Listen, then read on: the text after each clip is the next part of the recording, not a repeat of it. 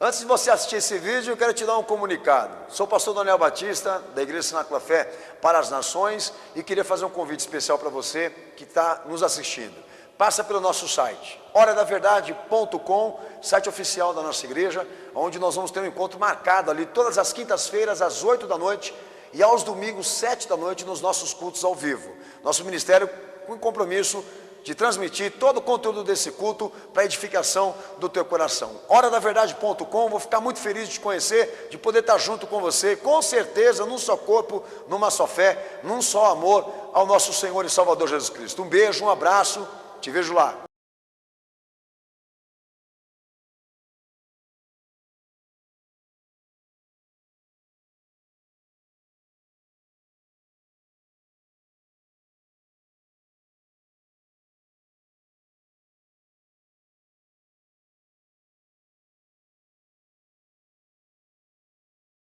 Vou ler o texto de Gálatas capítulo 5, verso 1, que diz o seguinte: Cristo nos libertou para que sejamos de fato livres, e estai, pois, firmes, e não torneis a colocar-vos debaixo do jugo da escravidão.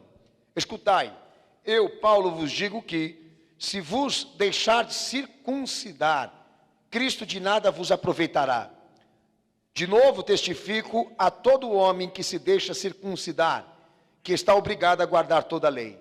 Separados estáis de Cristo, vós, os que vos justificais pela lei, da graça tendes caído. Mas nós, pela fé, aguardamos mediante o Espírito a justiça pela qual esperamos. Pois em Cristo Jesus, nem a circuncisão e nem a incircuncisão tem valor algum. O que importa é a fé que opera pelo amor. Amém, Jesus? Quem crê nisso, dá glória a Deus. Quem crê nisso, dá glória a Jesus.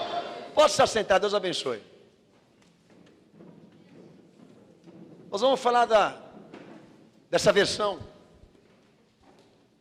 daqueles que são caídos da graça de Deus, né? Até porque já existe o diabo assumindo e representando essa prerrogativa. Mas nós não vamos falar de demônios nem de anjos caídos, mas de gente que entra dentro da igreja para representar isso. Vou falar 4 coisas que marcam a história de absurdos que foram falados acerca de Deus, da fé e de tudo mais. Antes de começar a trazer aqui realmente alguns fatos bíblicos para formarmos esse conceito ou esse tipo de pessoa que está misturada com o cristianismo, mas não é cristã. Está aqui por um objetivo, mas não de obedecer, de se salvar, de se redimir, enfim.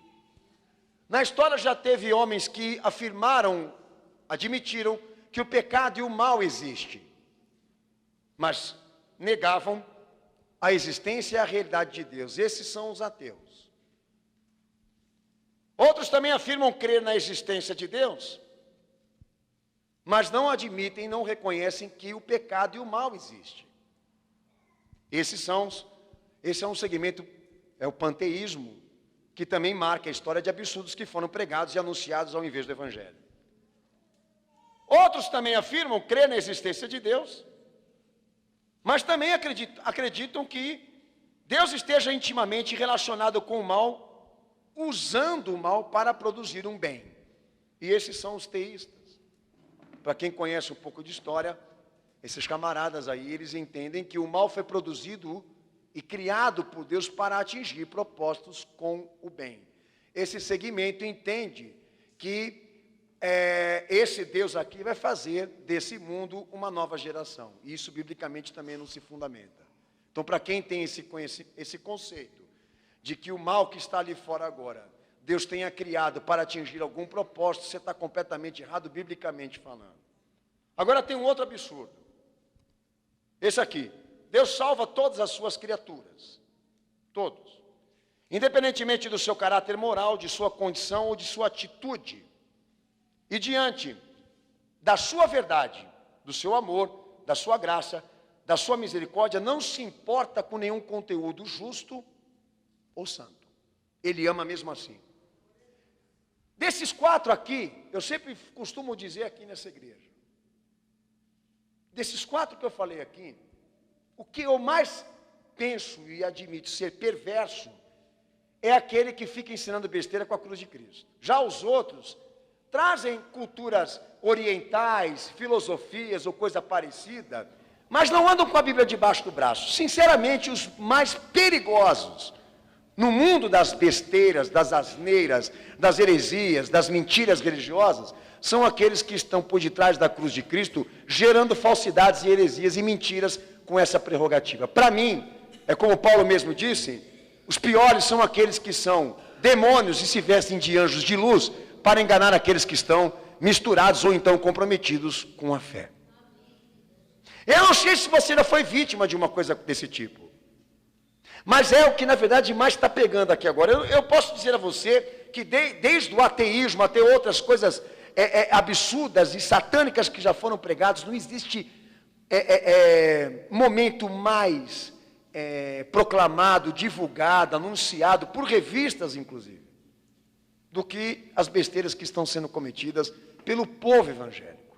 O holofote está voltado exatamente nesse momento agora, publicamente, para saber exatamente o que a igreja está pregando e falando por intermédio de homens que não têm compromisso nenhum com a verdade, mas só estão ali para produzir exatamente escândalos e mentiras em nome de Cristo. Esse conceito aqui é um universalista, tá? Mas é o conceito de mundo e cristianismo, é uma mistura de coisas que gera-se o conceito bíblico também sobre apostasia. Então, deixa eu dizer uma coisa para você aqui.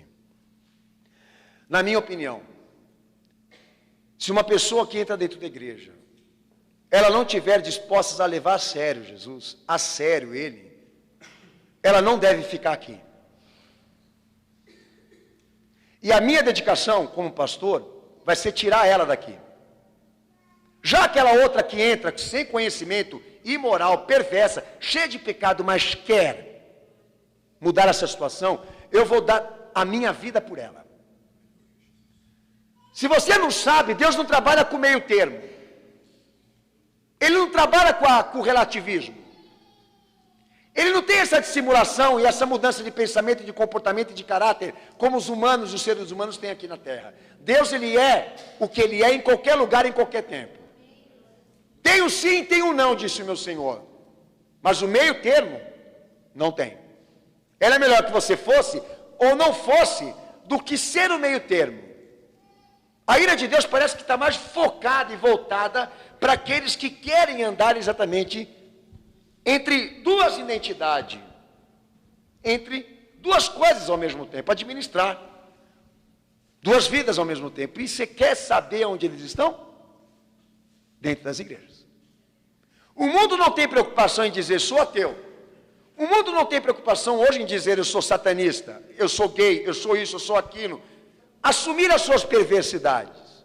Mas o povo que entra dentro da igreja é uma coisa impressionante como eles têm malícias e dissimulações para esconder aquilo que são atrás de uma Bíblia. Então hoje eu sei que a minha missão e a minha vocação é ser pastor, mas também faxineiro. E a minha igreja também. Para arrancar todos esses abrolhos, essas coisas mal resolvidas dentro da igreja, dizer para eles que o lugar deles não é aqui. Que o lugar daqueles que realmente querem o pecado, não é aqui. Esse lugar aí que você está sentando agora, filho, é para gente que quer se arrepender e se converter e crer nele. Amá-lo com a sua vida. Ele pagou o preço na cruz para que esta pessoa que queira e que realmente tem desejo dele, sente aqui. Você pode estar tomando o lugar de uma delas. Estou te desmotivando? Pouco me interessa. Pastor, você está trabalhando pelo mal, na tua cabeça. Tua mãe não te deu disciplina, teu pai não te educou. Mas essa igreja aqui não vai agir como eles. Por sentimentos perversos. De achar e acreditar que pelo fato de você estar aqui, você já realizou o plano de Deus. O diabo também está aqui. Então para nós não significa nada uma igreja cheia como essa hoje aqui. Mas saber aonde estão aqueles que querem. Aonde estão aqueles que querem? Aonde estão aqueles que vieram para valer? Hã? Quantos anos você já conhece a palavra? Há quantos anos você já conhece o nome Jesus? E qual o tempo desses anos todos que você conhece a fé, você pode me dizer que você viveu bem com Jesus? Você tem recordação para isso? Cabeça, para lembrar? Nesse tempo todo que você entra e sai dentro da igreja.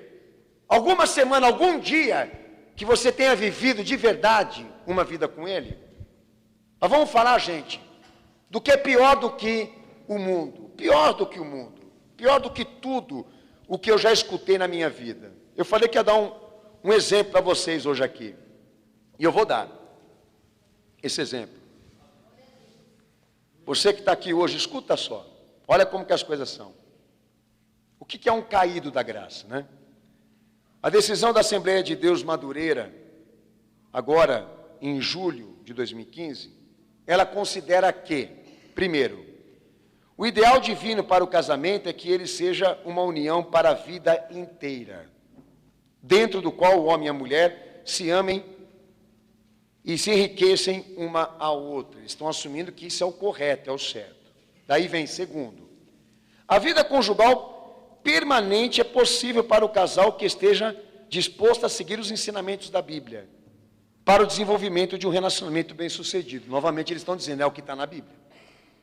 Terceiro, mas não podemos ignorar que uma variedade de violência, incluindo abuso físico, psicológico, adultério, abandono emocional e espiritual de relacionamento, vem por tornar insuportável a convivência matrimonial, se tornando imperiosa a dissolução do matrimônio. Então a Igreja Assembleia de Deus Madureira entende que a graça de Deus não é válida quando o casal está insatisfeito.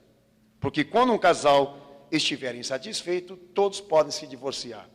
Então a Igreja Assembleia de Deus Madureira entende, os pastores que presidem os campos de trabalho, bem como as igrejas filiadas à Assembleia de Deus Madureira, deverão ser sensíveis às suas ovelhas e esgotarem os limites na tentativa de reconciliação. Porém, não havendo outra alternativa, admite o divórcio e a nova núpcia. Daí, tem outras coisas que eles colocaram aqui, o pastor nem vou ler, nem vou perder meu tempo. Agora, lá na ata da igreja, eles colocaram a posição do ministério, todos os ministros assinaram, com o seguinte título: a Igreja Assembleia de Deus entende isso. Eu não quero saber o que a Igreja Assembleia de Deus Madureira entende, eu quero saber o que a palavra entende. Nós não estamos sujeitos à igreja e à instituição e a ministros, mas a Cristo. Mas aí uma coisa impressionante, como que as pessoas que congregam nessa igreja, elas aceitam fácil um termo de quebra de conduta de fé, porque foi assinado por autoridades que, entre aspas, se acham consagradas por Deus. O que tem de mais consagrado nessa vida? A morte do Filho, lá na cruz do Calvário, para nos redimir, ou o que esses homens estão pensando? É tão contraditório, que eles diriam assim, é bíblico, é verdadeiro que o matrimônio só seja eterno, insolúvel, mas nós entendemos que também é insuportável viver com uma pessoa que você não se dá bem. Então eu quero dizer para você, que tem esse mesmo caráter aqui, tá? Para você que está me ouvindo hoje aqui, que pensa que Deus pensa como você, que Ele entende as suas fragilidades, as suas condições perversas, e não vai manifestar um juízo maior contra você, porque Ele te ama demais para isso. Que é o conceito universalista, que Deus não está levando em conta a tua moral, que Deus não está levando em conta o teu pecado, que Deus não está levando em conta as besteiras que você está fazendo lá fora, porque o amor dele cega Ele. Eu queria saber de onde você tirou isso da Bíblia, porque esses caras aqui, eles fizeram esse estatuto de admissão, tá? Não pense em você porque eles são autoridades, porque o povo concorda com isso. E para mim, cada um tem o pastor que merece, filho. Cada um tem o pastor que merece. Você aceita esse tipo de coisa aqui? Você sim, Deus não. E como já disse meu Senhor lá em Mateus 19, não é isso, porque desde o princípio eu ouvi outra palavra, não foi essa daí. O que prevalece é o que Deus determinou lá atrás, não o que os homens estão falando agora. Então para mim isso é fé. Não é Deus quem tem que descer para mudar, é você quem tem que mudar.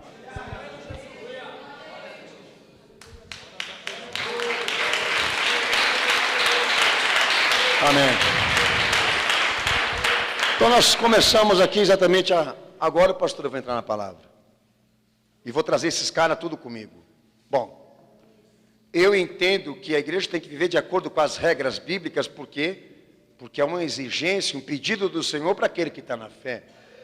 Mas nós queremos abrir um precedente aqui agora, no caso do judaísmo lá em Gálatas, foi a circuncisão, no caso deles aqui é a questão moral. Independentemente de qual a tragédia, o pecado, a iniquidade, Paulo define aqui, Jesus morreu para que sejamos livres do pecado. Ele sofreu, ele morreu para que aquilo que aborrece a Deus não nos domine mais. Esse é o princípio da vinda do Filho de Deus na terra. Ele não morreu para dar ao homem o direito de que ele seja mais livre para fazer o que ele quer, mas para ser livre e liberto daquilo que aborrece a Deus, e lá no final, ser livre da condenação maior. A liberdade que Paulo fala aqui não é o que dá pretexto ao homem fazer o que dá na cabeça, no coração e no corpo, mas condição espiritual para que ele seja o que Deus quer que ele seja. Então aqui no caso desses camaradas de Gálatas, o problema deles qual era? Que eles se sentiam mais crentes se eles circuncidassem os machos que nasciam. E Paulo falou, se nós tivermos que praticar toda a lei e começarmos a trazer culturas judaicas, costumes judaicos, então Jesus morreu em vão. O Senhor morreu na cruz para nos libertar e sermos livres de todos os conceitos errados, desde a questão religiosa, como também da questão moral, como também da questão espiritual. Ele veio para este propósito, e Deus o manifestou para esse propósito. Então, pastor, eu quero começar a trabalhar com você aqui. Você quer ouvir a palavra? Amém. Levanta a mão então, deixa eu ver se você quer. Você não é um abrolho não, né? A sementinha do mal que está aqui. Tomara a Deus que não. O que é graça? Bom, primeiro eu tenho que saber o que é graça para depois eu dizer quem é o que caiu dela. Graça quer dizer favor imerecido. Graça quer dizer o ato do Deus benevolente, do Supremo Deus, que beneficiou aquele que está condenado. Deus se manifestou a ele sem merecimentos. Se manifestou porque ama, porque quer salvá-lo e pagou por isso. Segue João 3,16, Romanos 6,23, Romanos 8,32, Efésios 2,8, Tiago capítulo 1, versículo 17. A graça representa a ação, a manifestação de um Deus poderoso, justo, fiel, maravilhoso, que vai em direção de pecadores, para dar a eles uma chance sem méritos, sem honras próprias, mas porque Ele é Deus. Nós estamos aqui porque Ele é Deus. Nós estamos aqui porque Ele é misericordioso. Nós estamos aqui porque Ele é bondoso e também porque somos pecadores. Mas lê aí o texto de Romanos 6,23, deixa o pastor ouvir você ler esse texto, por favor. Romanos 6,23. Pode ler em voz alta.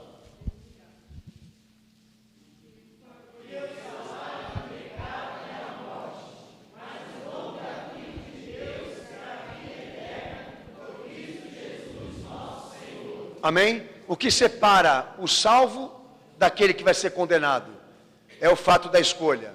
O pecado gera morte, mas o dom de Deus é salvar. Aí está também o conceito para deixar claro de que Deus não criou o mal. O mal, quem criou foi aquele que fez a escolha errada. Deus continua empenhado em salvar. O pecado em matar e Deus em salvar por intermédio do seu Filho. Então Deus pensa em fazer um plano por intermédio de quem está condenado. Tenta armá-lo, realizá-lo, um plano de restauração e redenção em favor desse condenado. Concretiza através da morte do seu único filho, que você leu também aí, em João 3,16. Envia o Espírito Santo na terra para convencer o pecador desse plano. Coloca ao alcance de todos esta mensagem com um único fator: de que todos não se preocupem com a questão de que se estão ou não preparados, mas só tenham a fé. Se você for olhar, Jesus ele não veio à humanidade para se sacrificar em pró a salvação dela, perguntando quem está preparado ou não, porque na visão do Evangelho, levando em conta a tua natureza e a minha, desde Adão, todos nós carecemos e precisamos dessa chance que foi executada e efetuada nele. Não tem essa pessoa, eu não estou preparado, isso não existe. Isso aí é balaio, é gente que está querendo jogar Jesus para trás. Porque se levar em conta o condenado que você é, se levar em conta o condenado que eu sou, a maldição que está encerrada sobre nós como natureza humana, pelo pecado de Adão, se formos levar em conta as coisas que fizemos contra a vontade de Deus, não há tempo para pensar. Temos que correr em busca dele e aproveitar essa chance que ele está nos dando. E o Espírito Santo de Deus se empenha nisso, em convencer o homem de que ele necessita, de que ele precisa de Cristo, porque sem ele está culpado, condenado e separado. E a única esperança que ele tem de não ser destruído por Deus é se unindo a Cristo, ou seja, tendo uma vida por ele. Isso é fé. A partir do momento que você aceita Jesus, você está assumindo ter uma vida com ele até o último dia da tua vida. Até quando você encerrar a tua existência aqui. Então quando você se doa a Cristo por intermédio dessa fé, daí você entende que agora, aceitando Jesus, a única coisa que te basta, por meio dessa convicção em Cristo, é formar um novo ser pela graça, formar uma nova pessoa por intermédio de Cristo, para que lá no fim, Deus se agrade do que você criou em Jesus e te dê a compensação da vida eterna. E os benefícios também daquilo que Ele transfere a nós enquanto nós estamos aqui. O fato é que Deus prepara um plano, executa o plano, manda esse plano ser difundido na terra por intermédio do seu Espírito Santo, a ponto de convencer homens da eficácia, do poder da morte de Cristo para salvá-los. E desde lá até aqui, Ele espera uma resposta de você e de todos que já existiram antes de você, sabendo se você ou eu ou todos nós estamos dispostos a abraçar essa chance em Cristo e temos uma vida com Ele baseada nessa fé, de que sejamos adaptados, apropriados, incluídos num processo de criação de nova vida, de novo ser, de novos conceitos, pensamentos, opções, para lá na frente, se for bíblico, se estiver de acordo com a fé, sermos salvos. É para isso que nós estamos aqui, para realizar esse processo na tua vida, de acordo com esse Jesus que você assumiu, se é que você assumiu, né? Então não basta você chegar aqui e dizer que Jesus está na tua vida. É necessário você provar hoje aqui essa capacidade de convicção que você fez transferir o que você sentiu por Ele em mudanças. Porque fé é obras, classifica o texto de Tiago. E se nós estamos aqui, baseados somente na crença de que Jesus realmente morreu e salvou a humanidade pelo intermédio do que Ele fez, e não mudamos, a nossa fé não é legítima. Somos como eles. Acreditamos no amor, na misericórdia, na graça de Deus que foi derramada ao homem para salvá-lo, independentemente do que eles sejam, do que eles são, do que eles fazem. É isso? Não. Ele está muito preocupado com o que você foi depois que você disse: eu creio, eu quero Jesus na minha vida. Aí é que há sentido a fé no nosso coração, pois ela não parte de um compromisso com Cristo em um dia só, mas de uma vida inteira. É isso que você assumiu? Vou bater nessa tecla, filho. Você acredita mesmo que o amor e a misericórdia de Deus e a graça dele, expressa na cruz, vai aguentar e tolerar o pecado que está na tua vida? vai olhar para aquele adúltero que, com todas as justificativas que ele tem, humanísticas, por ter se divorciado e casado de novo, será que o Senhor vai concebê-lo como um crente, um salvo, quando ele for chamado para o céu? Tendo em vista que Jesus morreu para mudar ele, e para que o pecado não reinasse mais sobre a sua vida, para que ele tivesse essa liberdade do pecado não ter mais poder sobre as suas iniciativas ou as suas escolhas. Agora, no meio da minha trajetória de fé, eu resolvi mudar essa cláusula, entendeu? De santidade, de conduta impecável, para permitir com pessoas que estão dentro da igreja tendo infelicidade conjugal, infelicidade sexual, de poderem ter os parceiros que querem a vida que querem, e saírem por aí casando de novo, ou querendo ser homossexuais, ou querendo obter experiências sodomitas, fornicárias, quando estão relacionados com pessoas, independentemente do que seja, é imoralidade sexual. E entender que mesmo nessa vida promíscua, ímpia, pecaminosa, Deus vai continuar me amando e olhando para mim como algo que foi salvo, que Jesus adquiriu, que Ele alcançou e que agora faz parte desta igreja, desse povo eleito por Deus que vai subir? Não. Uma das maiores razões que o fez ser morto ali naquele Calvário foi a esperança que Deus tinha por intermédio do seu Filho de alavancar uma obra nesta terra, aonde o homem desde Adão pudesse voltar ao seu estado original, sem influências, sem maldições, sem consequências pecaminosas, imundas.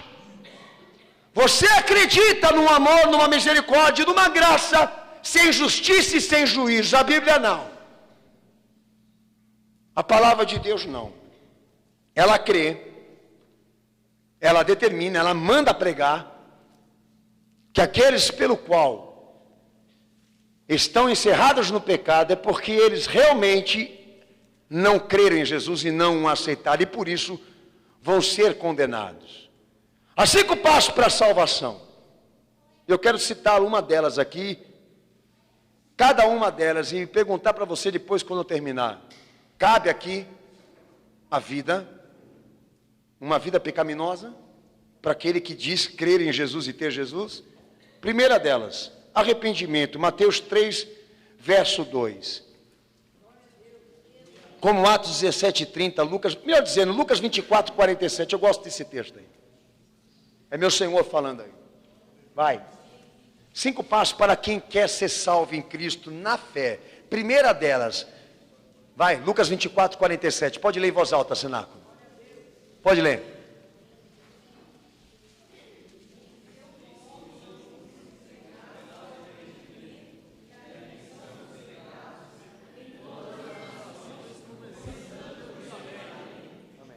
O que Jesus está dizendo aí? No meu evangelho vai se pregar o arrependimento. Ponto. Ele está querendo dizer o quê? Quem se interessar em se salvar por intermédio do que eu vou executar, ensina o arrependimento para ele. Então o amor, a graça e a misericórdia de Deus traz endereçado esse sentimento que nós temos que produzir aqui. Não vai ficar só naquele termo de que Deus amou o mundo, deu o seu Filho para morrer para me salvar e só. Não. Quem gostar dessa palavra, admitir, reconhecer que isso realmente é procedente, crer que isso aconteceu, que Deus realmente amou e deu o seu único Filho para a salvação dele, prega o arrependimento para ele. Quero fazer uma nota para você aqui. Não tem por que eu pregar arrependimento para quem está lá fora agora. Por quê? Porque ele não ouviu nem a coisa mais importante, que Deus amou ele, e também não tomou uma decisão por Cristo, como eu e talvez você tomamos. O arrependimento é um sentimento que deve ser produzido somente por quem assumiu a fé. Arrependimento não pode ser tratado separado da fé. Para que Deus vai mandar você gemer, se contritar, ter culpa, sentimento de culpa ou querer mudar, se você não tem uma razão lógica para isso? Cristo. Não há motivo de se tratar arrependimento ou procedimento de arrependimento sem ter consciência de que Jesus morreu por você para te dar essa chance. É o que o Senhor está dizendo aí. O Evangelho é um composto. Deus amou o mundo por intermédio do seu Filho que doou. E agora manda o seu Espírito Santo na terra para que todos sejam convencidos que esse plano é poderoso. E creiam, entrem por essa porta. E se entrarem, se arrependam, porque Deus tem o perdão dos teus pecados e tem uma nova vida para fazer, por intermédio do seu poder, da sua glória, por intermédio da sua força. Não se trata de princípio moral. Arrependimento é um passo de salvação. Não é o entendimento de quem quer ser bom, é o entendimento de quem quer ser de Cristo. Ser bom é uma coisa, ser de Cristo é mais poderoso. Não é cidadania isso que eu estou pregando aqui para você. Não é soteriologia.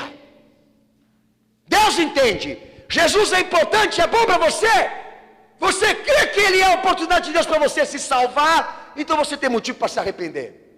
Vai pregar no mundo toda essa verdade, disse o Senhor aos seus discípulos. E nós somos a sequência disso aqui.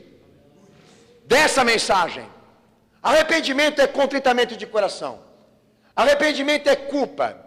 Sentimento de culpa. Arrependimento é sentimento de quem quer mudar. De quem quer ser mudado. De quem não aguenta mais ser o que é. De que precisa ser outra pessoa, porque tem vergonha de si mesmo. Arrependimento, quando é sincero, faz o homem cometer loucuras, em pró exatamente a indignação que ele sente de si próprio. Lá em Mateus 3 diz que as pessoas iam a João para serem batizadas no Rio Jordão, confessando os seus pecados, abrindo publicamente a sua boca para dizer o que eram e queriam receber perdão de Deus, do que queriam ser redimidas, das culpas que tinham.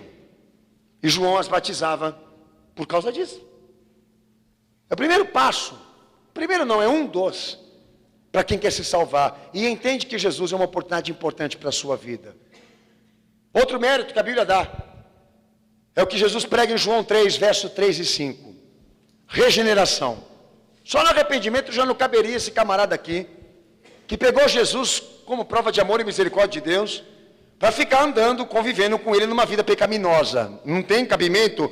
Se Deus está mandando ele se arrepender para se salvar em Cristo, se Deus está mandando ele se arrepender para que a fé em Jesus seja comprovada e valorizada, Deus não, é mais do que óbvio que Deus não vai criar uma nova caminhada com ele, onde ele tenha mais liberdade para pecar ainda. Graça, pelo contrário, disse Paulo, é um dos maiores motivos para nós não pecarmos mais, é um dos maiores motivos para nós nos preocuparmos naquilo que nós fazemos de errado com Deus, porque Jesus morreu para nos dar essa libertação, nos dá a liberdade desse jugo de escravidão, seja qual conceito errado for. Mas vai, lê o texto. João 3, verso 3 e 5.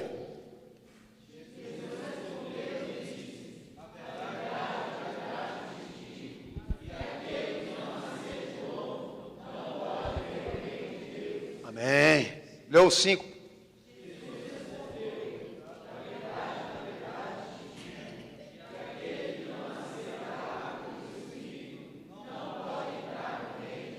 Amém. Para você que já o escutou eles dizerem o seguinte: aquele que está em Cristo, nova criatura é. As coisas velhas se passaram, eis que tudo se fez novo. Isso não é mágica.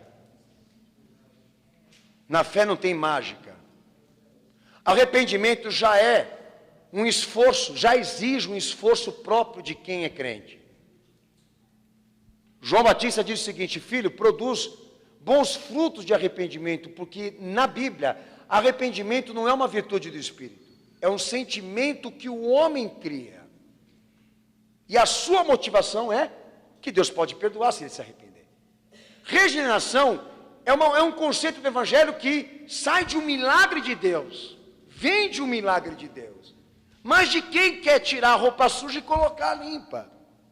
O meu Senhor já deixou claro o seguinte: olha, quem é nascido da carne é ser humano. Quem é nascido dessa concepção fé, ele é o quê? Uma obra de Deus que foi gerada numa experiência espiritual. Ele é espírito, ele é comunhão, ele é uma nova vida.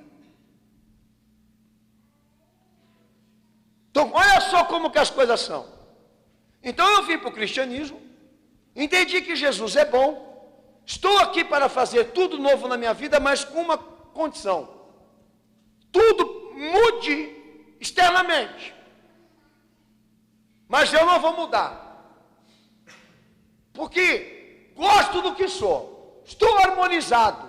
Não vejo problema nenhum na vida que eu levo. É assim como eles estão lidando com a fé.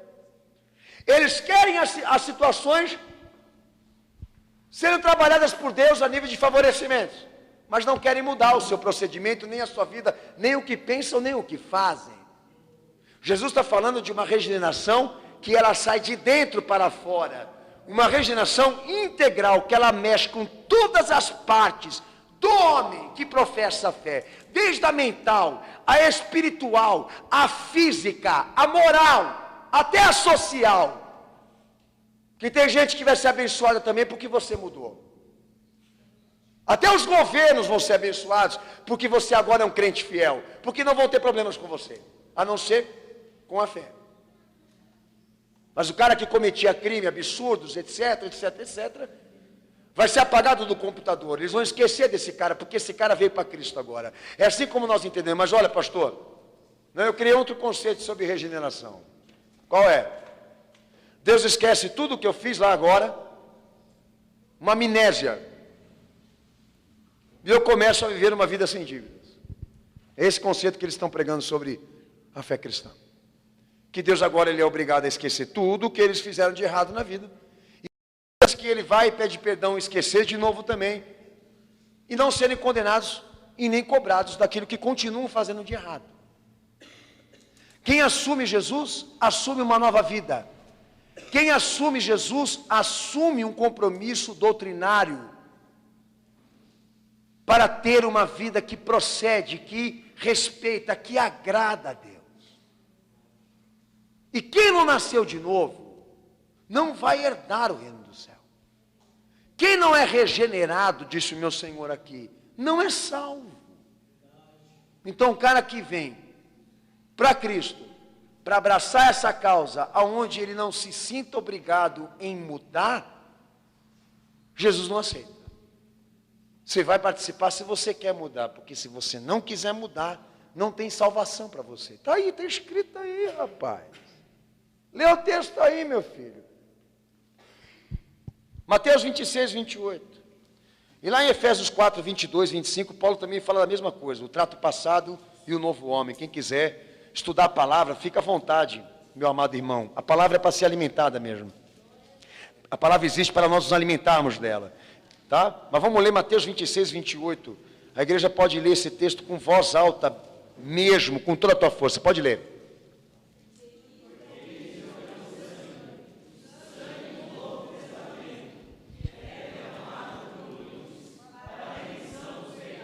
Amém? É derramado para o perdão dos pecados. Então o perdão vem relacionado com arrependimento, relacionado com a transformação, que é os textos que eu estou dando para você aqui. Ou seja, o meu Senhor está dizendo para quem ele diz, eu vou derramar o meu sangue na cruz para dar a você o direito do perdão, mas o direito do perdão que traz arrependimento, o direito do perdão que traz conversão, o direito do perdão que traz a regeneração. Para quem quiser entender melhor o que eu estou falando aqui, é um pacote de salvação. Conhece a palavra pacote? Ah, eu quero ir para o céu. Então passa lá na TAM de Cristo, entendeu? E vai entender lá o que você precisa fazer para adquirir o passaporte. Entendeu? Porque ninguém sobe de foguete, tá? Passa lá, que já tem alguém lá para te atender e dar a você todas as explicações. Daí você senta na mesinha que o Espírito Santo está sentado também. E você pergunta ao que está do outro lado da mesa, o que eu preciso para me salvar? Ele começa a trabalhar os passos, o processo que você precisa se inserir, crer, acreditar, se doar, para poder alcançar esse bem que Deus nos deu pela sua graça. Está disposto? Eu estou. Você vai se arrepender? Vou. Você vai se converter? Vou. Você quer que Jesus pode te perdoar os pecados? Sim. Então por que ele vai te perdoar os pecados? Porque ele não gosta do pecado, né? Por que ele vai te perdoar? Porque ele não me quer condenar e também quer que o pecado não mais me escravize, não é? Você quer subir para o céu? Quero. Então trabalha aqui. nesse novo ser, nessa nova vida. Agora, lá na frente, depois de 10 anos que ele ficou ali na igreja clamando e pedindo Jesus, ele vai ter uma saidinha, vai sair pela tangente para tirar umas férias. Se o propósito sempre foi esse. E lá em 1 João capítulo 1, verso 9 diz: se confessarmos os nossos pecados, Ele será fiel e justo para vos perdoar os pecados e vos purificar de toda a injustiça. Disse João, se confessarmos os nossos pecados, Ele perdoa. Se confessarmos os nossos pecados, Ele nos purifica, Ele nos liberta. Se confessarmos, se não confessarmos, não tem execução, manifestação de Cristo sobre nós. É mais ou menos o que o João está dizendo aí. Você quer no perdão? Você quer que Jesus pode te perdoar? Você tem um motivo para falar tudo o que você está escondendo. Você crê? Eu acho que tem gente que não crê no perdão de Cristo, porque ele tem vergonha de falar o que ele faz de errado. Fecha a porta do quarto e fica conversando com a parede. E Jesus entende assim, ele é retardado conversando com a parede, do que ele falou em voz sussurrenta. A mulher que ele traiu 20 anos está lá na mesa sentada, a coitadinha. E aí está querendo aqui pedir perdão para mim agora, entendeu? Com o espírito da amnésia. Senhor, apaga, esquece o que eu fiz. Não lembra do que eu fiz. Isso não é arrependimento não, minha gente. Você que está querendo se arrepender, se converter, vai lá pedir perdão para a tiazinha lá que você não ama mais lá. Senta com ela na mesa e fala, olha, eu tenho um motivo muito grande para dizer para você que eu te traí 20 anos na nossa vida, no nosso relacionamento, porque eu descobri que Jesus pode me perdoar, descobri que Ele pode me transformar, descobri que Ele pode me converter e me levar para o céu. Eu não sei se ela vai entender, mas você teve as razões, Deus te instruiu, te inspirou, vai lá, tenta, mas não.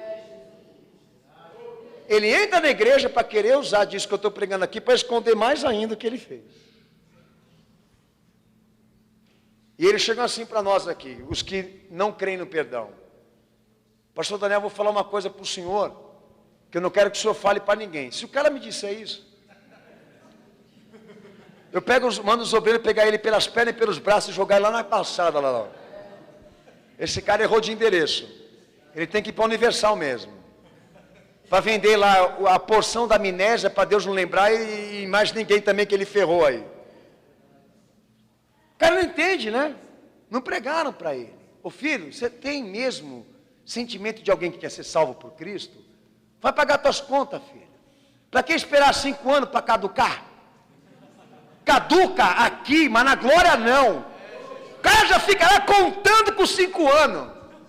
Que vai caducar. O bicho é tão burro que ele não parou para pensar que Deus não é como os administradores aqui.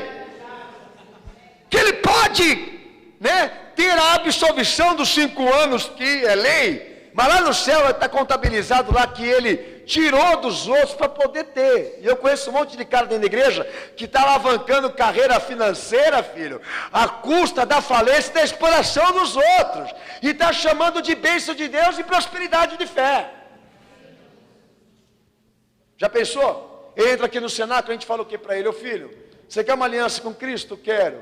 Então tá bom, então pega aquele lindo carro que você não conseguiu mais pagar e escondeu ele lá dentro do celeiro da fazenda lá de Mato Grosso do Sul, né? Para a financeira não pegar. Vai lá, devolve o carro, anda de ônibus, mas você anda crente, filho.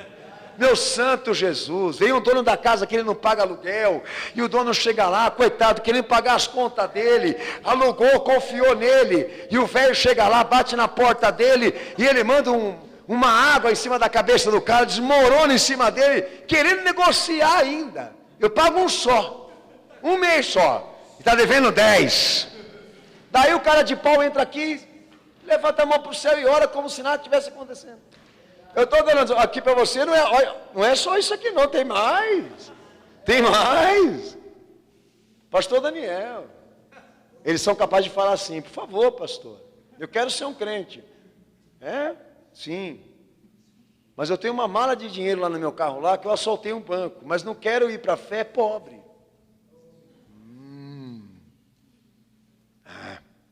O senhor pode orar pela mala de dinheiro lá e abençoar? Que eu dou dízimo na tua igreja, pastor. Nós fazemos um acordo bom. É o que eles querem fazer com a mulher dos outros também. Sabe, estou com uma mulher lá no carro que não é minha. Estou no meu terceiro casamento. O senhor não pode fazer um acordo com nós aqui? Nós damos um dízimo bom aqui. Abençoa o nosso casamento. São essas coisas que são deploráveis. O amor, a misericórdia e a graça, elas caminham com a justiça e com o juízo. Deus entende que nós precisamos mudar. E se nós cremos no perdão dele, por que então guardar e esconder aquilo que nós temos que nos arrepender? Abre a boca e fala, filho.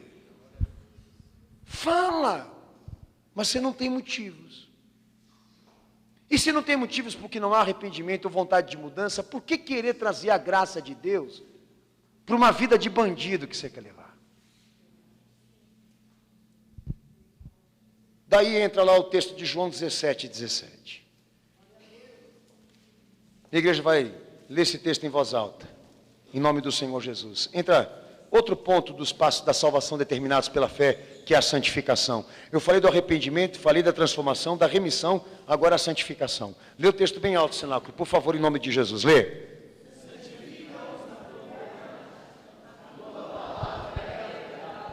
Fala de novo em voz alta.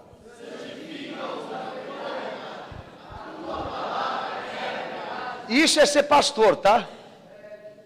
Senhor, o Senhor me deu eles. E eu não posso tirar eles do mundo, disse o meu Senhor para os discípulos. Por isso, Pai, santifica esses homens na palavra da tua verdade, para que eles sejam a tua verdade, aonde eles vão viver e conviver. Olha só, se Jesus estivesse aqui hoje com toda essa manada de ovelhas, né? Ele não ia dizer isso. Santifica, Senhor, esse povo que está aqui na tua verdade. Quer dizer o seguinte: a experiência é única, a verdade de Cristo tem que prevalecer em todos os aspectos da nossa vida. Ela tem que mandar. E é estreita, é difícil isso, mas é um outro passo importante para você se salvar. Se você quer ter uma vida com Cristo e se salvar e ter bênçãos do céu, então você tem que entender a verdade que está escrita aí. Ela não está escrita para a tua escolha, não está escrita para você brincar com ela, mas para que ela seja confirmada na tua prática de vida. Tem que estar sendo vivida lá fora.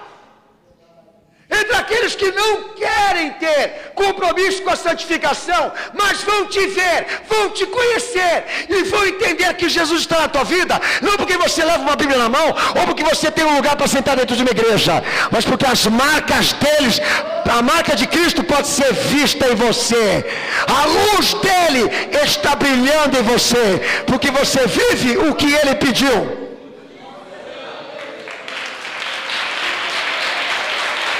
Aleluia.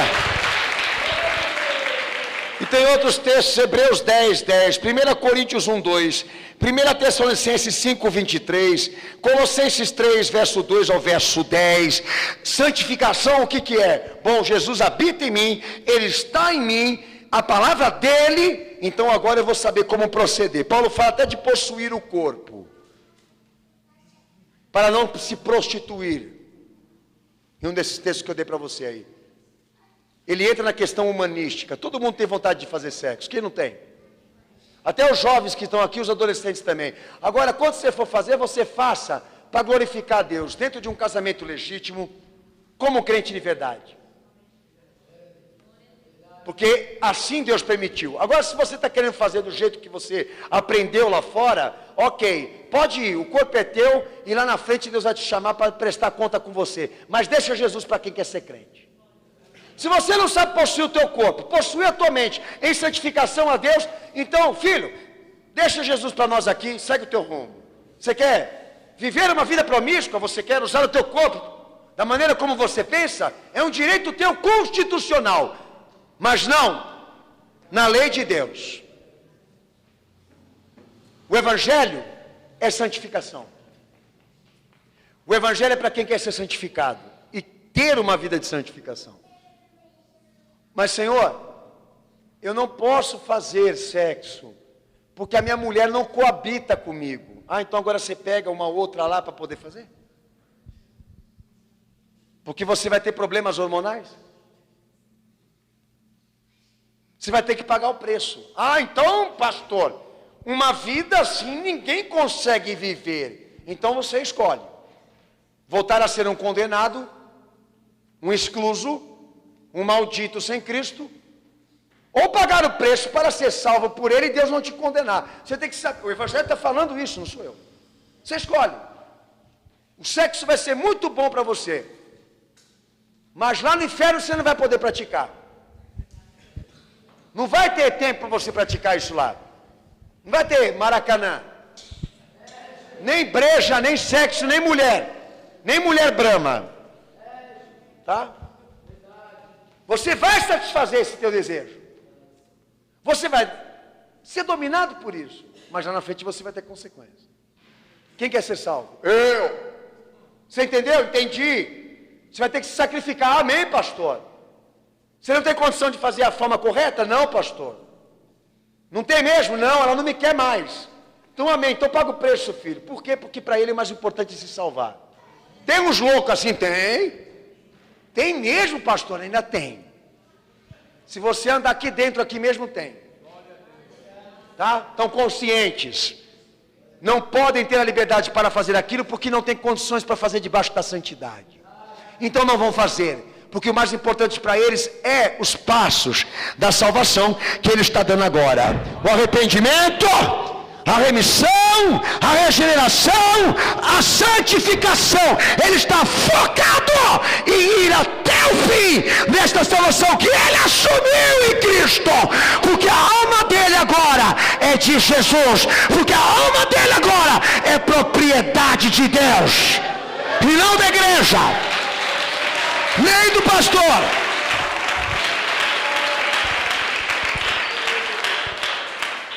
O meu Senhor diz: corta fora o que te faz cair, para que o resto que você tem de bom se salve. Porque de nada vale você ter tudo o que você quer, todo o teu corpo perfeito, e ser queimado no inferno. Ele está falando de antropologia. Ele está falando exatamente disso que está sendo pregado lá fora. Humanismo. Bom, nós vamos abrir uma cláusula aqui no Evangelho. Se caso acontecer na decorrência dessa caminhada de fé, se algum pastor não se realizar mais com a sua mulher por um desses fatores, infidelidade, infelicidade, é óbvio que uma hora ou outra vai acontecer isso. Ninguém é trouxa. Quem é casado há 40 anos aqui sabe. Uma hora o do veinho não vai funcionar mais, e ela também para o outro lado não funciona, também para aquele aspecto. Daí eles vão ter que viver com as coisas mais simples, vão tentar administrar esse plano de uma forma mais espiritual, porque os dois ali não tem mais condição para fazer o que o povo está querendo fazer lá fora. É óbvio que uma hora ou outra vai entrar um pouquinho disso no casamento de todo mundo. Não. Nós vamos abrir uma cláusula aqui. Vamos curar a dor de chifre com o segundo casamento. Ao invés de gelol, casa de novo. E se for ministro, pastor, nós assinamos embaixo. É duro, hein, filha? Você quer uma igreja assim? Óleo de peroba neles, né? Madureira, óleo de peroba neles. Daí o bonitão está aqui na igreja, né? Cantando as músicas de Deus. E cantando as músicas de Jesus. E só de olho na qual vai ser a próxima presa dele. Está ali. É minha prometida. Daí ele pega a prometida, dá um trato nela, entendeu? Tira tudo que ela tem, extrai dela tudo, conhece ela por dentro e por fora. Daí de repente, ele e ela olham assim: acho que é melhor nós nos separarmos, porque nós não estamos mais nos dando bem, e eu acho que não vai dar certo esse casamento. Depois de 2, 3, 4 anos, vocês vão chegar nessa conclusão de transas e amor. E eles estão aqui. Glória, glória, aleluia. Daí o pastor vai lá. Me explica aí, pastor, por que essa fornicação toda debaixo da graça? É porque melhor eles fazendo aqui dentro do que lá fora. Porque aqui dentro nós temos como administrar. Ah, ok. Camisinha para eles e anticoncepcional para elas. Daí você vai falar para eles: ô filho, isso aí não é coisa de crente não. Quem não pecou? Atire a primeira pedra. Você quer dizer quem não transou? Todo mundo transou aqui. Tem um virgem aqui hoje. Se tiver, que Deus seja louvado. Todo mundo fez besteira aqui na vida aqui. Você quer dizer o que para mim? Que agora porque todo mundo pecou, Deus não tem mais autoridade para falar aonde está o fornicário, aonde está o adúltero, aonde está aquele que não presta? É chantagem com o Espírito Santo, irmão. Quer calar a boca de Deus, né? Ô filhão, vem cá. Você quer transa? Você quer prostituir? Você quer ter sexo com liberdade? Fora. Tchau. Porque na casa do Senhor, o que habita é arrependimento, o que habita é perdão, o que habita é regeneração, é santificação. Porque nesse espaço está a igreja fiel que ele vem buscar.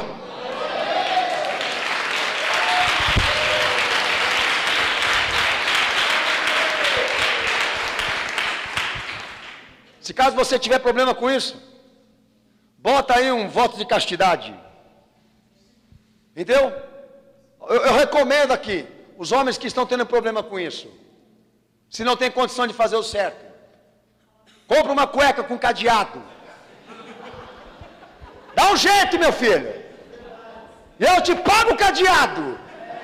Sabe, eu não estou aguentando. Ai, ui, ai, ui.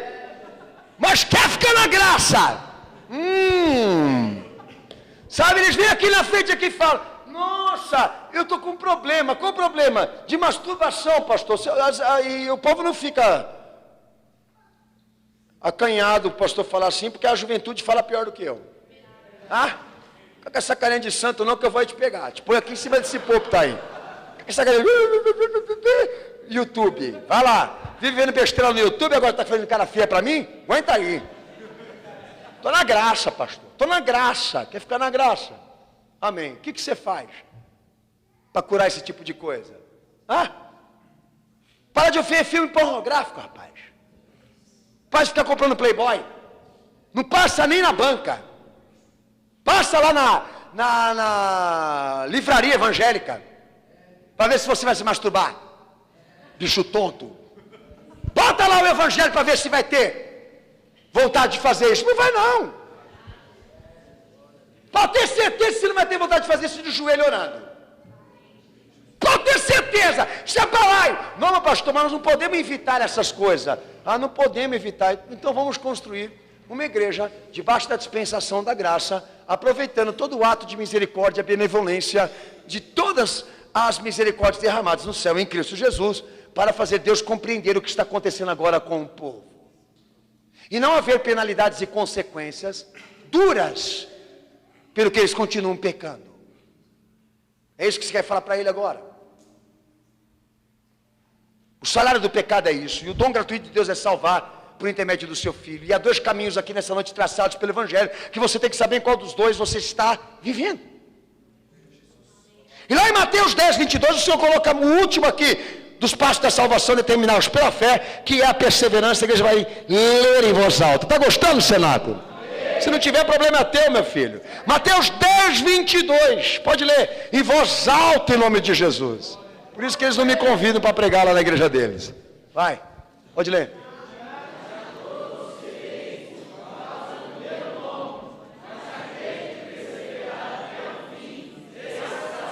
O que é mais importante para Jesus dizer à igreja hoje aqui? Persevera até o fim, pois o segredo não é dar o primeiro passo, nem o segundo, nem o terceiro, nem o quarto, mas é você terminar aquilo que você começou, é você encerrar aquilo que você começou, pois nós podemos dizer, estamos salvos em Cristo, mas Deus precisa confirmar isso lá no final. Teve muita gente que já entrou aqui dentro dessa igreja, e dentre tantas outras também, que aceitou Jesus com alegria, que cantou, gravou CD, pregou o mundo todo, saiu, viajou a navio, para falar de Jesus para todas as nações. Daí lá no final, quando ficou velhinho, afrouxou. E aí? De repente deu na telha dele de trocar de mulher, de fazer um monte de besteira que ele não fazia há muito tempo. Está aqui. Deus vai entender e compreender quem começou, correu e agora não chegou? Deus não vai compreender. A Bíblia está aí para ser utilizada, irmão. A Bíblia está aí para você usar. Você se julga um crente? Então julgue com propriedade. Pois aqueles que creram no plano que Deus traçou para a humanidade por intermédio do Calvário, vendo seu filho ser esfolado e imolado pelo pecado de gente que não merece, entenda, a fé não é de graça. Ela exige de nós. Ela nos sacrifica por um bem maior que nós temos que amar. Fé que opera pelo amor. Eu creio e faço tudo isso que eu estou ouvindo aqui hoje, porque eu creio e eu amo esse Senhor. Agora, quando uma pessoa cai da graça, quando ela deixa de viver tudo isso que nós estamos ouvindo aqui, sem abandonar o nome de Jesus. Bom, eu estou abrindo mão desse procedimento aqui, de Deus me tornar num corpo pecador uma pessoa justa. Não quero mais isso, é muito sofrimento, mas em compensação eu continuo crendo em Jesus. É tão hilário quanto aquela pessoa que diz assim: pastor, eu estou muito arrependido. Outro dia tinha uma conversa assim: eu estou muito arrependido, eu sei que eu estou errado, mas você não vai mudar? Não. Filho, nem você entraria num negócio desse, pelo amor de Deus. É que nem casar com a mulher, entendeu? Eu te amo muito. Eu também, amor. Mas você vai ser fiel? Não sei. Você vai casar? Eu não casava. Eu não casava, não. Olha, eu quero muito mudar, mas você vai se esforçar? Não sei. Você tem que entender. Deus, Ele quer tornar o impróprio, o condenado, o separado, uma coisa justa. E não tem como nós realizarmos isso.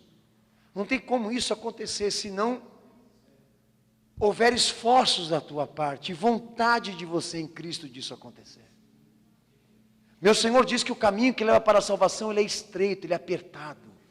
E mandou essa igreja se esforçar. A salvação tem que valer a pena para você, porque senão você vai cair nesse ridículo aqui. De abrir precedentes para o pecado e pensar que Deus vai continuar te amando assim. Te aceitando dessa forma. Porque o amor dele é mais forte do que o seu juízo e a sua justiça. Isso não existe. Os tributos de Deus se relacionam de maneira impecáveis. Aonde entra o amor e a misericórdia e a graça, também vai a justiça, o juízo e a vontade dele. Então essa é a questão. Se Deus entende nesse momento que o propósito é tornar o pecador, o impróprio, uma coisa justa, tornar possível que o condenado não seja condenado por ele, destruído por ele, mas salvo antes, porque é regenerado, porque é transformado, porque é de Cristo. Se nós impedirmos esse processo agora no meio do caminho, compromete o mais importante de tudo, de você um dia ter entrado dentro de uma igreja e ouvir essa palavra. Você não alcançou a coisa mais importante. Deus vai te pegar mesmo assim, com Bíblia, com respaldo de igreja, com história de igreja, com batismo confirmado. Ele vai te pegar no juízo mesmo assim, baseado exatamente numa pessoa que professa essa fé de maneira mentirosa e não executou o que ele pediu. O meu Senhor deixa claro isso quando ele fala que o Filho do Homem vai vir em glória das nuvens para descer entre os homens e separar o joio do trigo, as ovelhas dos bodes. A sua glória vai ser essa, distinguir o que é dele e o que não é, o que é salvo e o que não é. E esse dia está chegando. Foi a parte que Deus deu para ele, de glória por ele ter feito o que ele fez, saber agora o que é dele. O que é dele aqui no meio desse povo todo hoje aqui, que gritou, que cantou esse hino da pátria celestial, mas não sabe se está limpo, não sabe se é crente, não sabe se está preparado para Deus chamar, porque ainda havia encerrado ali nos seus membros o pecado que o escravizava antes. O mesmo homem, a mesma mulher que Deus se desagradou sempre, continua ali escondido e enrustido ali dentro dele. E o tempo está passando e a hora está chegando, e você ainda não tomou uma atitude em relação a isso. E nós viemos te afirmar hoje aqui, viemos deixar claro para você hoje aqui, você tem pleno conhecimento de tudo o que Deus fez por você. Teve todo esse tempo para dar uma resposta e dar a Ele uma prova de amor. Mas o que eu vejo aí sentado nesse banco agora é você usando tudo aquilo que você aprendeu da Bíblia para construir uma carta a Deus em tua defesa de que o teu pecado justifica. E que Deus vai ser obrigado a entender e compreender porque você não foi tão fiel assim. Então, biblicamente, a única coisa que te resta agora é ser condenado. Tendo em vista que você não está se esforçando em aprofundar essa salvação de Cristo na tua vida, mas procurando fórmulas e formas para que Deus seja convencido de que você não peca tanto assim. De que não é injusto o que você faz, que Ele classifica como sendo pecado. Que é um direito teu de colocar a tua felicidade acima desse plano e dessa conduta que eu estou pregando aqui. E porque Ele ama, Ele vai ter que entender. Então o Evangelho diz, não. A glória não é para os homens, é para quem morreu. A glória não é para aqueles que buscam felicidade, a glória é para aquele que se doou pelo condenado. A glória é para o plano que Deus executou. Não para quem está sentado no banco do réu. Para quem está sentado no banco do réu, a única forma dele ser livre da condenação é ele prometendo uma vida com aquele que morreu por ele. E se ele não conseguir ser leal àquele que ele prometeu ser crente nele, o juiz entende que ele tem que ser condenado. Porque a graça quer dizer que tudo o que Deus nos prometeu em Cristo veio sem mérito, sem honra. Pela fé. Uma vida com Cristo. Eu quero deixar uma coisa clara para você, que a Bíblia é a favor de que uma pessoa que diz crer em Jesus, se ela não estiver disposta a mudar, que ela não profira o nome dele. Que ela não repita o seu nome. Você não quer mudar? Então nem fala do nome dele pela tua boca. Nem profira, porque você vai proferir de maneira mentirosa. É o que está em 1 João 1,6, 1 João 2,6, 1 João 3,3. Para que ficar repetindo? Quais razões há de confessar esse nome, se nós não queremos aceitar mudança, nova maneira de viver, sendo que o Evangelho é um caminho de mudança? Se você não tem vontade de mudar, esquece o nome dele. Porque ele é para ser professado por quem está na luz. É para ser professado para quem quer andar como ele andou, daí entre os textos. É para ser professado por quem quer ser puro como ele é puro. E Deus deu condições para que nós cumpríssemos esse propósito aqui. Porque o seu Espírito Santo está aqui. Mas se você não quer mudar, se você não quer uma nova vida, se você não quer uma vida com Cristo, se você não quer a santidade que Ele tem para te dar, então não há motivo nenhum você, Jesus, porque você está falando de maneira mentirosa. Se dependesse do Evangelho, muita gente não estaria dentro da igreja hoje. Estão, porque alargaram as portas. Sabe como o povo que está lá fora diz aqui para os membros dessa igreja, quando eles convidam para vir num culto aqui, eu não vou lá porque Deus vai revelar a minha vida.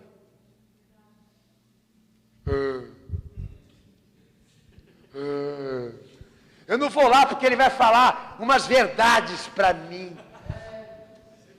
Sério.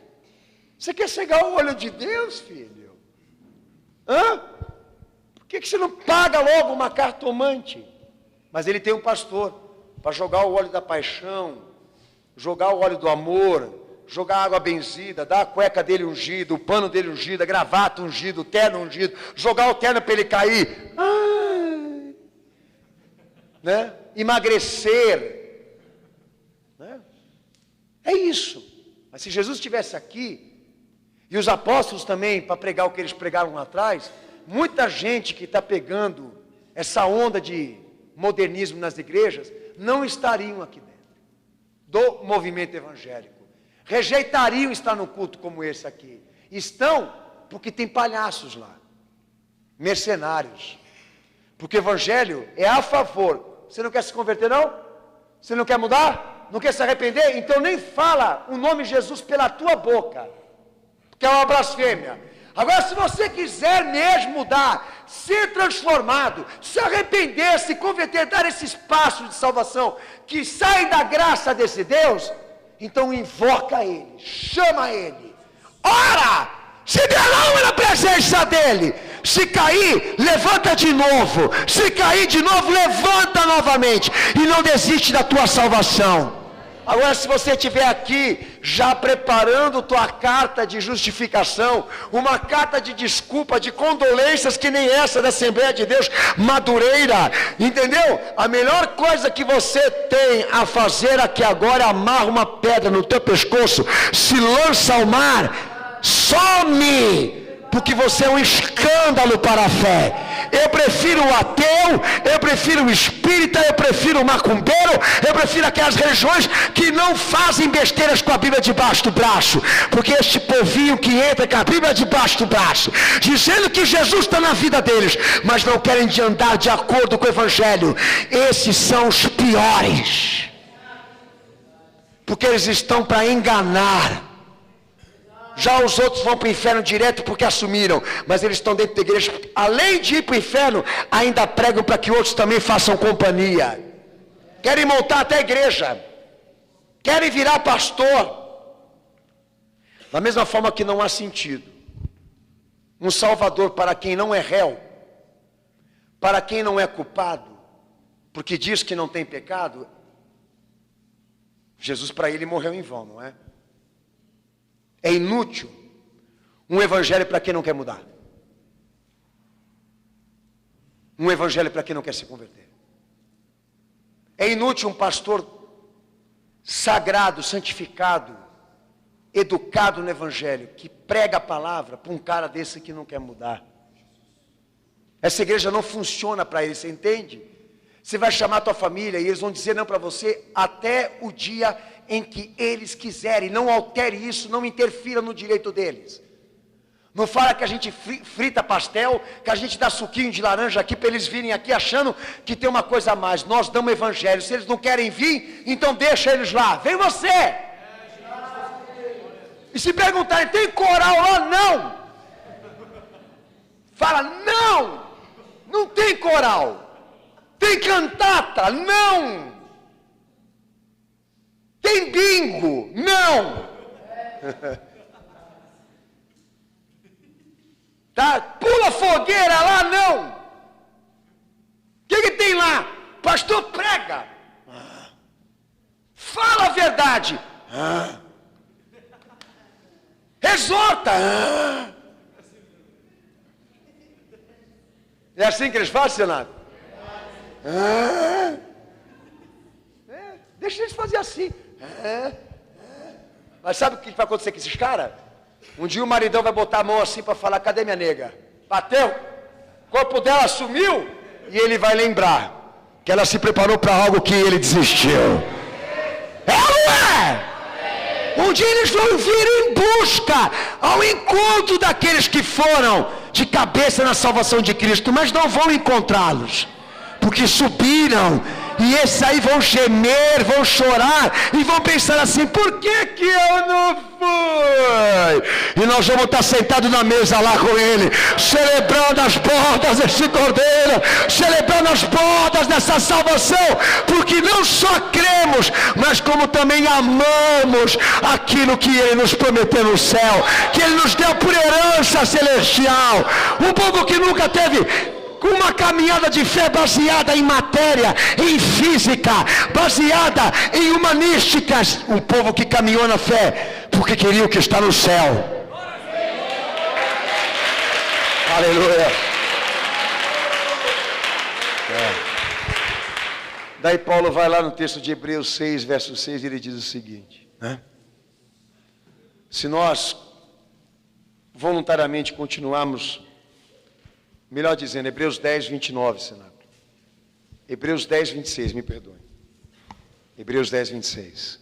Corrigindo, Hebreus 10, 26. Se voluntariamente continuarmos no pecado, depois de termos obtido o pleno conhecimento de que o Filho de Deus morreu por nós na cruz, para nós sermos livres do pecado, não nos resta mais expectativa de salvação, mas de condenação. Quem testifica diz amém. Amém. É isso que está escrito aí? Amém. Sabe por quê? Porque lá em Hebreus 6, agora vem Hebreus 6, Paulo diz a mesma coisa aí, sobre esse tipo de gente que cai da graça. Ele conhece, sabe, diz que crê, mas não muda. Esse cara aí, lá em Hebreus 6, verso 6, Pedro diz o seguinte, Paulo, né, diz o seguinte, é impossível que eles venham, que eles voltem a ser procedente, a respeitar as normas, as doutrinas, a se adequar a isso. Uma vez que já conhecem, que participaram de tudo, quem caiu da graça, dificilmente volta, por questão de orgulho, simples. Daí ele fala da exposição do que Jesus fez na cruz ao vitupério. Sabe o que ele está querendo dizer isso aí? Juntando esses dois textos. Sabe? Que é mais fácil eles pedirem para Jesus voltar aqui de novo, para ser crucificado pela segunda vez, porque a primeira não deu certa, do que eles assumirem que eles erraram.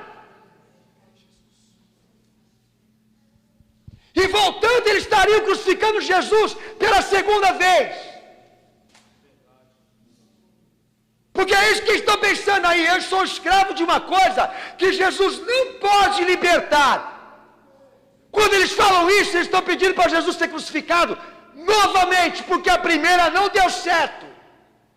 E eu queria falar para esse povo agora o que Deus falou aqui, meu amigo. Aonde está o pecado, está a morte. Aonde está o pecado, está a condenação. E o pecado só sustenta a ira de Deus, só sustenta a condenação. Não tem graça para quem está no pecado, não tem amor e misericórdia para quem peca. A oportunidade é mudar. Você não quer continuar na vida libertina? Olha o que o irmão está falando aí, no texto. Então a única coisa que resta para você é a condenação. Aperta o cinto que vai ficar muito boa a tua viagem. Vai ter muita emoção até o inferno. É isso que você quer? Cair da graça? Eu tenho para mim que esse título hoje aqui expressa de maneira profunda este ser cujo já chegou na seguinte conclusão: Jesus não é suficiente para mim. Experimentei, vivi, conheci de tudo, dizem eles. Li a Bíblia 10 vezes. E cheguei na conclusão de que Ele não é suficiente para mim. Estou em busca de uma outra coisa. Geração perversa. Porque eles são capazes de propor ao Filho de Deus: morra de novo. Porque a primeira não foi tão eficaz assim. Busquei e não deu certo. E é mais fácil eles dizer que a fé não funciona do que eles afirmarem, assumirem que falharam nisso que eu te preguei hoje aqui. E eu sou da opinião de que eles nunca creram. Porque aonde há fé, Deus honra. Entenda. Você caiu da graça? Você é um caído da graça? A liberdade que está em você agora opera uma nova vida? Uma vida por Cristo? Ou uma vida promíscua, libertina e imoral com o nome de Cristo? Quem é você diante dessa fé? Um ouvinte? Ou um crente? Um mero espectador? Ou alguém que amou tanto Jesus que está tentando nesse momento, criando todos os esforços possíveis de si mesmo, para dar a ele um retorno à altura, como foi pregado hoje aqui? Quem é você? Eu sei dizer quem sou eu. Um moço que até aos 19 anos de idade não sabia dizer quem era Jesus, mas era filho de pastor e nasceu dentro de uma igreja. Numa vida perversa e regressa. Mas aos 20 anos de idade, Deus me deu a oportunidade de ouvir da boca de uma pessoa o que eu nunca tinha ouvido, e lá eu me converti, me entreguei, e de lá para cá, são mais de 22 anos pregando o Evangelho de Jesus, porque eu fui curado e liberto. E tento transmitir às pessoas de que a fé funciona assim, quando ela está na pessoa certa. Você tem que entender, eu não estaria aqui nesse púlpito pregando isso para você hoje se eu quisesse dinheiro, fama e poder. Estou pregando isso aqui porque eu sou um crente em Jesus, convicto de que Ele realiza, Ele satisfaz, Ele completa, Ele salva quem se abre a Ele. Sou um crente convicto de que não há como você colocar num novo ser nenhuma influência satânica ou maligna que algum dia nos dominou lá atrás. Ou você é crente liberto, ou você não é. Você é uma fraude. Pecado está aí. Então o que está sendo sustentado aí não é salvação, é ira. Porque a graça funciona para quem quer ser crente, mas não está disponível para quem quer ser imoral. Por isso disse Pedro lá, volta o cão e a porca, não? Porque nunca foram regenerados. E entra a parte de João, 1 João 3, quando João entra lá dizendo, irmãos, aquele que peca é filho do diabo. Porque aquele que está em Cristo, o pecado já não domina mais ele, porque a semente da palavra de Deus está ali no seu coração. E ele não pode pecar porque Cristo vive nele. Qual o melhor conselho que eu dou hoje aqui para você? Que admite e enxerga que você é uma fraude. Joga fora aí esse genérico aí. Começa do zero. Inicia hoje aqui uma vida com Cristo sem retalhos. Eu não tenho linha e nem como é que chama? Que costura? Agulha, para fazer um espantalho para Jesus aqui. O evangelho que eu preguei é roupa limpa em quem quer ser limpo, em quem quer jogar os trajes sujos no lixo. Quer uma nova vida com Cristo? Se abre, entrega o teu pecado, entrega a tua vida. Para que mentir? Amanhã pode ser tarde demais para você. Vem hoje, porque amanhã pode ser que Ele não te dê essa chance. Confessa teus pecados, abre o teu coração, entrega a eles na presença de Cristo. Diga, eu quero ser novo, eu quero ser outro. Enquanto eu não conseguir, eu não vou sossegar, eu vou me empenhar. E o céu vai ouvir e vai dizer, pega esse cara aí, vamos trabalhar ele. Agora, para esses que vieram sentar aqui, por um acordo com Deus, se eu ceder, Deus tem que ceder também? Nós te convidamos para sair e nunca mais voltar. Porque essa igreja aqui não é para você. Nem esse evangelho que eu preguei. O bar fica mais para baixo aí. Se você ainda tiver dentro, há um fisco, uma pontinha de interesse, de querer viver o que você ouviu hoje aqui, ainda há esperança para você. Usa isso e vem aqui para frente.